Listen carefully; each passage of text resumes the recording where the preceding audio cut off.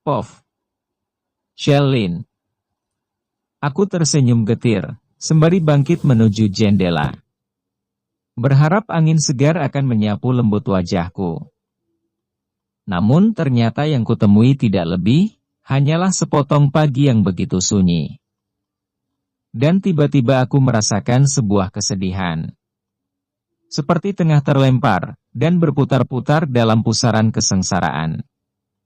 Air mataku meleleh pelan, layaknya sungai di awal musim hujan.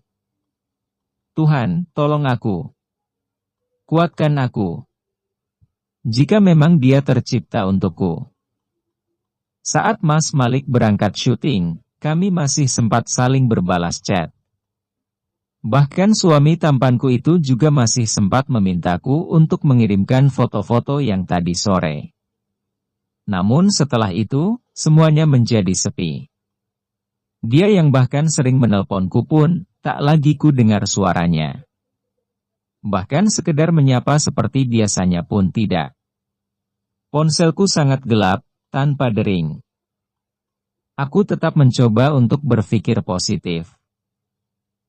Mungkin dia sedang sibuk. Karena memang Mas Malik juga sering bercerita, bahwa kadang dia harus selalu mengulang-ulang adegan yang sama, karena lawan mainnya kali ini, aktingnya kurang berkualitas. Begitu, katanya. Setelah tengah malam pun, aku masih menunggunya. Kulihat profilnya, terakhir dilihat, sama dengan waktu berbalas chat denganku yang terakhir. Itu artinya, setelah itu, suamiku sudah tidak melihat ponsel lagi. Aku masih menunggunya, hingga dini hari. Aku pun mencoba keluar kamar, meski dengan rasa takut. Kulihat, beberapa teman Mas Malik sudah pulang ke hotel. Kemana, suamiku?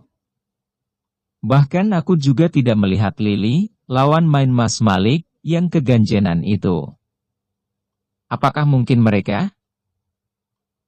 Aku harus membuang jauh-jauh prasangka burukku.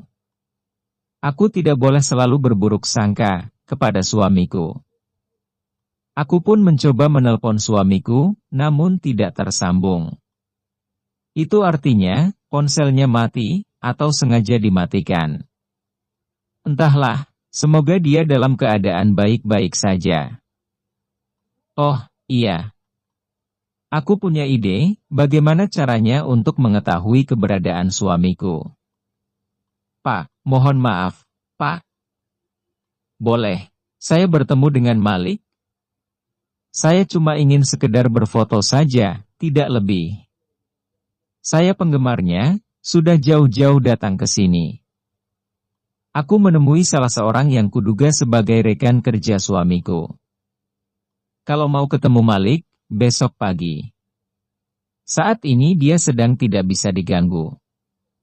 Dia lagi seneng-seneng sama Lili. Itu, pasangannya di sinetron. Mereka lagi tidur bersama, jawab lelaki itu, sambil tertawa. Mendengar jawabannya, seketika tulang persendianku menjadi lemas. Tidak dapat kupungkiri, bahwa hatiku teriris begitu perih. Hatiku bimbang. Benarkah apa yang dia katakan? Pernikahan yang baru 3 bulan ini, belum mampu meyakinkan hatiku. Masih ada banyak hal yang belum ku ketahui tentang suamiku. Apalagi, sebelumnya kami memang sama sekali tidak pernah berpacaran. Kami hanya kadang bertemu di sebuah acara. Itu pun kami jarang berbicara. Ya Allah, bagaimana seandainya yang dikatakan oleh lelaki itu, benar adanya? Bahwa suamiku saat ini sedang tidur dengan perempuan lain? Aku pun kembali ke kamarku. Aku tidak sabar menunggu pagi. Bahkan aku sama sekali tidak bisa memejamkan mata. Entah sudah berapa kali, aku mengubah posisi tidurku. Namun tetap saja, sia-sia. Saat subuh, aku pun keluar lagi dari kamarku. Aku sengaja berjalan-jalan di depan kamar suamiku. Namun sepi. Pasti suamiku belum kembali. Menjelang pagi, Aku berpapasan dengan laki-laki yang sama, temannya suamiku yang semalam kutanyai. Aku pun bertanya lagi. Bagaimana, Pak? Apakah saya sudah bisa bertemu Malik? Aku bertanya dengan sangat sopan. Ya belum bisa, lah. Malik masih bersenang-senang. Dia belum bangun. Mungkin dia kelelahan, jawabnya.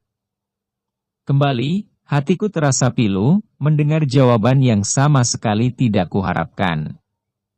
Aku merasa menyesal, dengan pertanyaanku. Jika tahu seperti itu jawabannya, mungkin lebih baik aku tidak bertanya, karena hanya menambah rasa sesak di dada. Aku pun berjalan gontai ke kamarku. Ku coba untuk menelpon suamiku. Ku kirimkan beberapa chat, sekedar menanyakan kabarnya. Namun lagi-lagi, panggilanku tidak terhubung. Bahkan chat yang kukirimkan semalam pun masih centang satu. Saat hari sudah terang, aku mengemasi semua barang-barangku. Aku pun menuju ke meja resepsionis, untuk check out. Aku berjalan gontai menuju tempat parkir, dan mencari taksi, menuju bandara. Ternyata, tiket untuk penerbangan pagi ini, sudah habis semua. Hanya tersisa tiket untuk penerbangan menjelang siang nanti. Ya sudah, mau bagaimana lagi? Mungkin aku memang harus menunggu. Siapa tahu, nanti suamiku menyusulku. Harapan itu masih tetap ada. Akhirnya, menjelang siang, aku terbang ke Jakarta, tanpa suamiku. Tidak terasa, air mataku mengalir, mengingat manisnya kenangan kemarin yang telah kami lewati.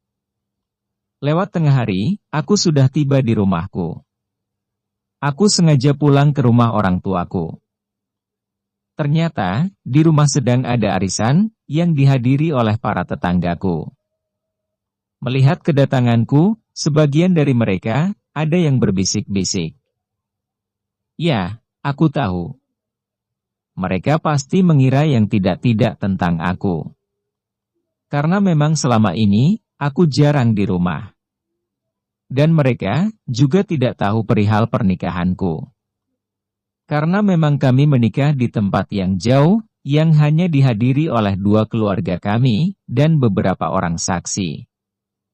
Serumit ini, ternyata jalan hidupku. Meskipun kami tinggal di lingkungan kalangan menengah, namun perihal bergosip tentang tetangga sama saja. Ah, biar saja. Shalin, dari mana saja? Akhir-akhir ini, jarang di rumah, tanya Tante Risma. Saya dari Bali, Tante, jawabku. Ngapain dari Bali?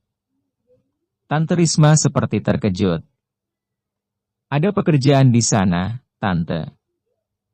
Memang benar, kan? Aku ke Bali memang karena ada pekerjaan. Yaitu melayani suamiku. Memangnya pekerjaan kamu, apa? Tante Risma benar-benar kepo. Yang jelas pekerjaan saya, sangat mulia, Tante. Ada ibadah yang terkandung di dalamnya, jawabku. Memang benar, bukan? Bahwa pekerjaan yang paling mulia sebagai seorang istri, adalah melayani suaminya. Di situ ada nilai ibadah, yang begitu besar pahalanya. Begitulah yang kudengar dari ibu mertuaku. Sama siapa, kamu ke Bali? Dia bertanya, sambil tangannya bergerak-gerak, mungkin ingin memamerkan gelang emasnya yang sampai ke siku. Ah, aku sama sekali tidak tertarik. Bahkan aku sudah memiliki beberapa berlian pemberian suamiku.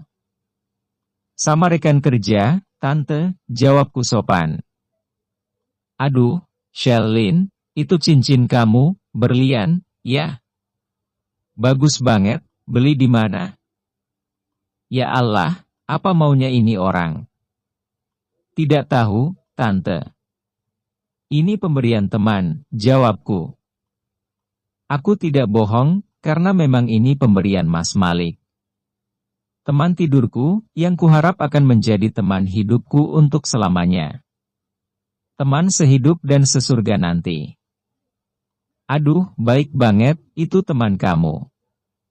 Pasti dia kaya raya, ya. Itu cincin seperti itu, ratusan juta, harganya. Memangnya, teman kamu itu laki-laki atau perempuan, sih? Bagaimana aku akan menjawabnya? Ah, Tante Risma benar-benar membuatku pusing. Laki-laki, Tante, jawabku apa adanya. Aduh, mau dong, dia dikenalin sama anak Tante, siapa tahu, cocok. Sama Renita. Pasti, suka, Renita kan cantik. Siapa tahu, nanti dikasih berlian yang harganya ratusan juta. Memangnya, yang ngasih berlian itu, siapa sih? Tanya Tante Risma lagi. Ada, deh, Tante, jawabku. Memangnya kamu ngasih apa? Sama dia, sampai dia ngasih cincin semahal itu? Aku hanya tersenyum, menanggapi pertanyaan Tante Risma. Pertanyaannya sangat detail, seperti seorang wartawan. Setelah menyelami mereka satu persatu, aku segera masuk ke kamar. Baru saja aku akan membuka ponsel untuk menghubungi suamiku, Mama sudah memanggilku dari arah dapur. Aku pun meletakkan ponselku lagi, dan menghampiri Mamaku. Kulihat Mama sedang sibuk menata hidangan di atas piring. Aku pun mengulaskan senyumku, dan mendekat, mencium pipi wanita yang telah melahirkan aku. Sayang, kamu kesini, sendiri? Malik, mana? Mama bertanya, sambil menelisik wajahku. Dia masih syuting di Bali, MA. Kemarin aku juga ikut ke Bali. Tapi tadi pagi aku pulang duluan, jawabku. Terus, Malik kapan pulangnya? Tanya Mama lagi. Paling nanti sore juga sudah sampai rumah, MA, jawabku. Mama pun kembali sibuk dengan pekerjaannya. Aku berdiri di sampingnya, ikut membantu menata makanan itu. Shalin, kamu itu harus pandai-pandai jadi istri. Ingat, suami kamu itu bukan orang kaya kita. Dia itu publik figur. Pasti banyak yang ngincar. Ikut kemanapun dia pergi. Tidak masalah, untuk sementara ini, kamu disembunyikan. Yang penting, kamu jangan sampai lengah. Ya, meskipun menurut Mama, sepertinya Malik itu anak yang baik. Apalagi, jika melihat penampilan ibunya. Tapi kan, namanya dunia hiburan, godaannya luar biasa dahsyat, tentunya. Aku mendengar ucapan Mama. Dengan seksama. Iya, MA, ini aku pulang juga karena sebentar lagi Mas Malik juga sudah selesai syutingnya. Kalau masih nginep, ya aku gak pulang duluan, lah, jawabku. Aku tidak mungkin bercerita tentang masalah yang sedang kuhadapi. Bisa bertambah runyam, nantinya. Aku pun membantu Mama untuk menghidangkan aneka kue basah yang tadi dipesan di sebuah rumah catering. Jeng, sebenarnya Shalin itu, kerja apaan, sih? Saya kok heran, ya. Sekarang ini, penampilan Shalin berubah drastis. Mobilnya saja, mewah banget, itu. Terus tiap pulang, aku lihat cincinnya ganti-ganti, berliannya juga besar-besar. Jadi penasaran, deh, aku. Maksudnya, siapa tahu, anak saya juga bisa kerja kayak Shalin. Benar-benar kayak mendadak, ini, Shalin. Tante Risma kembali memancing-mancing. Sebenarnya Tante Risma ini masih saudara sepupu dengan papaku. Suaminya, juga bekerja di kantor yang sama dengan papaku. Pantas saja, jika Tante Risma heran dengan perubahan penampilanku. Gaji suaminya dan gaji papaku hampir sama, di kisaran angka puluhan juta. Sepantasnya, kami memiliki mobil di kisaran harga ratusan juta. Sementara, semenjak menikah dengan Mas Malik, dia memberiku hadiah mobil dengan harga miliaran. Pantas saja, jika Tante Risma merasa curiga. Bukan hanya Tante Risma saja, mungkin semua tetanggaku juga curiga. Maaf, Mbak. Perihal anak saya bekerja apa, saya yakin, kalau kerjaan anak saya halal. Perkara seberapa besar hasilnya, mungkin memang rezekinya sedang seperti itu. Alhamdulillah, sekarang Shelin juga sudah berhijrah, sudah menutup auratnya. Padahal saya saja yang sudah setua ini, belum bisa 100%. Ternyata, anak saya, justru sudah siap menutup auratnya. Doakan saja, semoga bisa istiqomah. Mama menjawab dengan tenang. Syukurlah, padahal tadi aku sudah merasa bingung, bagaimana mau menjelaskan kepada mereka. Seperti ini, ternyata rasanya menjadi seorang istri yang masih disembunyikan. Aku membantu menghidangkan semua makanan itu, dengan perasaan kalut. Memikirkan tentang suamiku, juga tentang penilaian tetanggaku. Hingga aku tidak menyadari, ketika ada seorang anak kecil yang tiba-tiba saja sudah menarik kerudungku, dan membawanya lari, sambil tertawa dengan riangnya. Aku pun menjadi pusat perhatian. Mereka terlihat saling berbisik, mungkin karena melihat adanya bekas-bekas sisa kegiatanku bersama suamiku, yang terpampang begitu nyata di leherku. Bersambung.